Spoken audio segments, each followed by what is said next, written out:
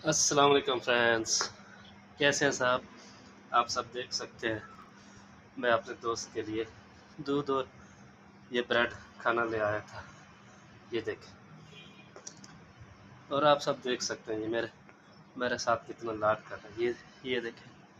ये मेरे आगे पीछे घूमी जा। इधर आओ, इधर आओ, खाना खाओ। ये लो, चलो। ये देखें, ये बहुत ही प्यारा है। ये देखें, कुछ भी नहीं कह रहा। पक्की पक्की वाली दोस्ती इसने कर ली। तो खाओ।